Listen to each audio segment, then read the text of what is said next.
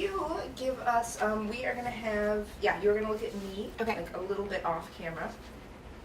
Can you just tell me your name and a little background information about yourself? Sure. So my name's Kenley Eaglestone. I'm an IP attorney. I focus on copyright and trademarks, and I work at Macaulay Dowell, which is an IP firm downtown. Excellent. Should we have her looking this way so it's like left to right? Okay, then do you want me to be over there? Yeah. Yeah. All right. Do you want to? Yeah.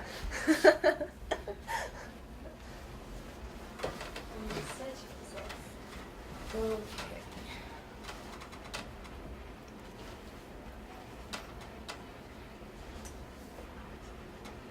So, okay. All right, expanding on that, can you kind of touch on what is copyright? Sure. So, okay, copyright is any fixed original creative expression. And it's basically created as soon as an original expression is fixed. So as soon as you take a photo, as soon as you record something on film, write it down on paper, even if your computer RAM just registers it for a second, it's considered to be fixed. It's also, I think, important to know what copyright doesn't cover. There's a lot of misconceptions about that. One of the big ones is underlying ideas. You see that a lot in script writing in particular. It's why you're going to see 100 romantic movies with the same exact plot that are all copyrighted, right? Because the underlying characters, plot, theme, ideas, those are not protected. Just that fixed actual film is what's protected. And what is fair use? Okay, so fair use is a defense to copyright infringement. So that's only going to come up if you've been accused of infringing or you've accused someone else of infringing. But it's a good thing to know. So, but again, even if you have a very strong case for fair use, it's probably only going to come up once you're already in court. So it's a situation you want to avoid if possible by getting authors' permission prior to using any of their work. Fair use is kind of it's an exception that allows you to use original work for limited transformative purposes. You're going to see it a lot in commentary and criticism, and also in parody, which I can go into a little more if you'd like. Okay, so for commentary and criticism, courts believe it's important to be able to use a small amount of the original work in order to kind of enhance the public's understanding of the work. It's believed that there's a benefit to critiquing and reviewing. So you are allowed, say, in a review of a song, to quote some of the lyrics. And then parody. Parody is something that I think people take too much comfort in. It's really not a very widely upheld exception. And that's, that I think everyone knows what parody is. It's when you use, actually, I forgot what parody is. I'm sorry. I forgot the textbook definition of parody. Also, I had way more on copyright. I don't know if you want me to go back. Yeah, we can touch on it later, too. Okay. Mm-hmm. Okay. Okay. So, should I just keep talking? Mm-hmm. Okay, cool. So, parody is using an original work to ridicule it in a comical way. What people don't tend to realize about parody is that there has to be a reason, like a real necessary reason, that you have to use that original work to make the message that you're making. To give you an example to clarify, there was a man who wrote a book in the style of Dr. Seuss. You know, the cover, the illustrations, the rhyming, it was all very Dr. Seuss, but it was about the O.J. Simpson murder trial. Very funny, but not fair use, the judge said, because there was no reason why he had to use Dr. Seuss to convey a message about the O.J. Simpson murder trial. So I think it would have been a very different situation if his book had been about, like, I don't know, Dr. Seuss's hidden racism. I think that would have probably been fair use. But yeah, so it's definitely important to make sure you have that strong connection. And what are some of the best practices on getting permission for copyright, or reaching out to those artists to get their permission for things? It's not easy. It's really not easy, and I think that's why so many people are just like, forget it. You can search the copyright.gov has a search feature. You can try to look up the owner of the copyright and reach out to them that way. There's also I have like a list I can find, but there's 2 agencies that you can reach out to that generally have contact information or permissions information for artists and musicians. And then if that doesn't work, there's another 2 agencies that usually have licensing information that you can reach out to. If you don't feel like going through that trouble, I think that royalty-free songs, and I think those are a really good way to go, because they're, sorry, I feel like we're getting into like a totally different question. No, you're good. You're totally good. Okay. Are we talking about music? Is that what we're talking about? We're talking about permission, and it's kind of gone into music, which is great because that's also something that we want to cover.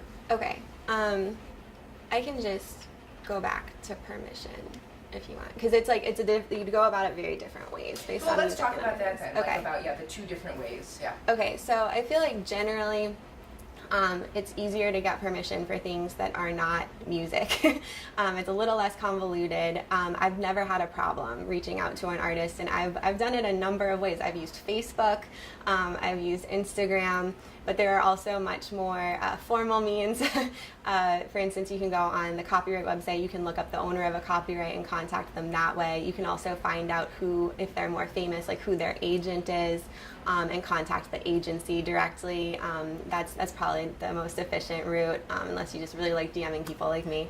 But yeah, I've even like had to reach out to creators of fabric patterns that people found on Etsy. You know, it's definitely possible to do, and I've always had really good luck. I've never had anyone say no when I reached out directly, and I think that is why I usually, as a first step, try to reach out to the artist directly.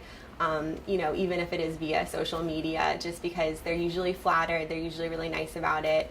But you know, again, if that doesn't work, agencies are also a good way to go.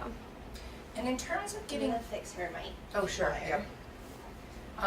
Yep. So then, in terms of getting permission for location filming, compared, excuse me, to getting the music rights, what are some of the steps that you need to take to go to get permission to film in a location?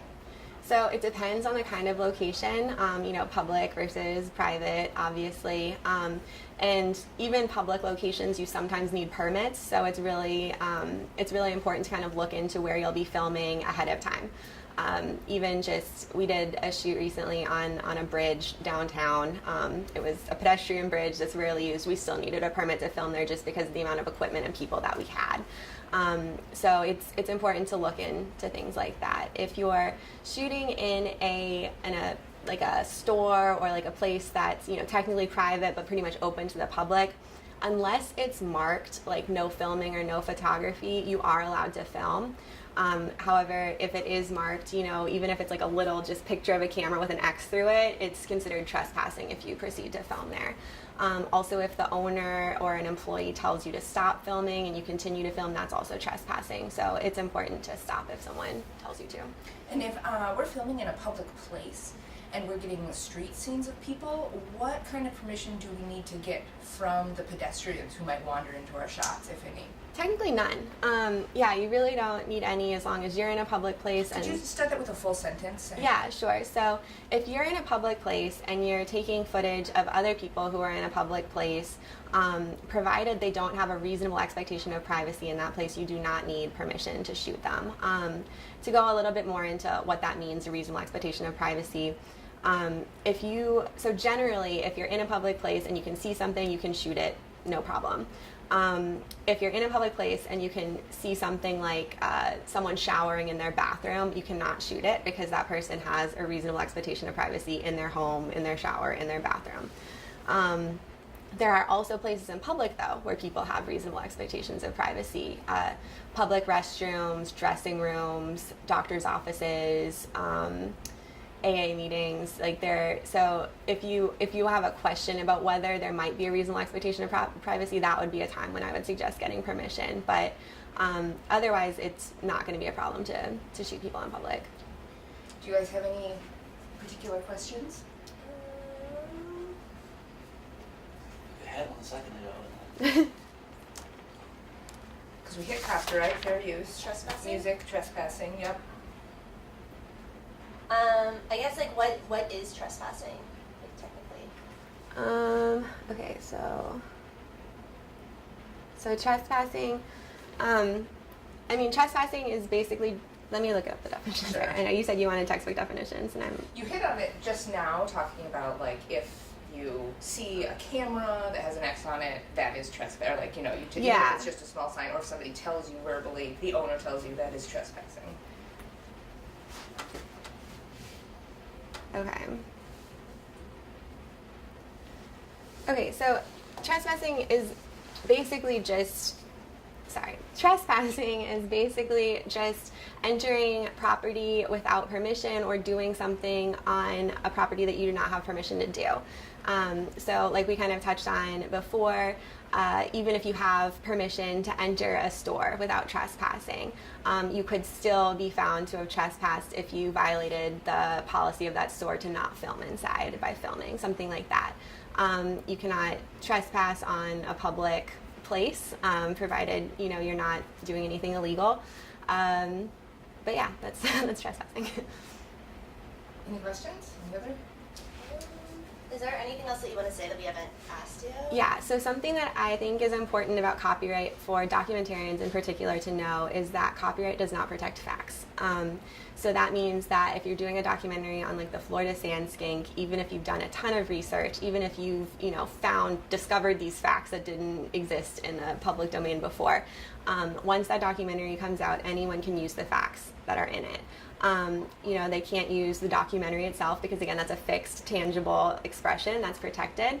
But a lot of documentarians will really be strategic about how much information they release up front about their documentaries. They will often, maybe not really give any kind of indication right up until they're about to release it, just so that no one else can start working on a similar project and then use their gleaned data. So there is important to kind of consider strategy in that sense. Also, I think contracts are really important. A lot of times, especially I see with like indie films with low budgets, sometimes it'll just be like a group of friends who've worked together 100 times. They'll be like, we don't need contracts, we're fine. But it gets so complicated because, if you're making a film, there's going to be so many things that come up about distribution and royalty rights, and there's so much that it's so helpful to have contracts in place. And I think a lot of times there's like a negative stigma associated with contracts, but the biggest thing I've learned in this industry is that contracts are really for honest people. Like they're just trying to clarify roles and expectations at the outset. And so I would encourage everyone to kind of just have written agreements with everyone on the crew, just kind of setting out at the outset, like, this is your role, this is your responsibility, this is what's going to happen moving forward. It doesn't have to be written by a lawyer. Of course, like, I'd love it if it was, but I'd really definitely emphasize the importance of that. That's great. That's really good. Yeah. Cool. Anything else? One final thing, maybe I just thought of, just because it just made me think of it. Yeah. Here. Say you're filming in an area and there is a copyrighted work, for instance, like in the background, is that going to be an issue?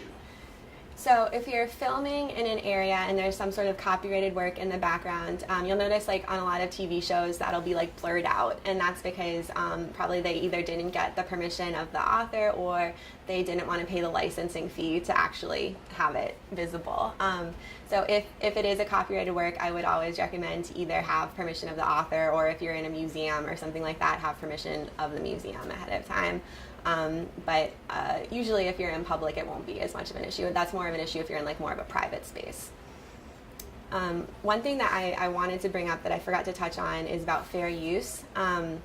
So fair use, you can use like limited amounts of the original material to kind of to critique or to comment. It's important though, like how much you use and what you use of the substantive material. So there was this case where a news crew filmed just like 4 or 5 seconds of Evel Knievel's act. But the 4 to 5 seconds that they filmed and choose to air were the 4 to 5 seconds where he was flying through the air and then landed safely. So the court held that was not fair use because it was such a substantive portion of his act that it removed the need for the public to actually go and see it. So it is important to kind of be conscientious and thoughtful about which part of the substance are you using and, why are you using it, because those are factors that the court will consider. Great. That was really thorough. Anything else? That was great. Awesome. Yay. We got a lot of so good. much. No problem.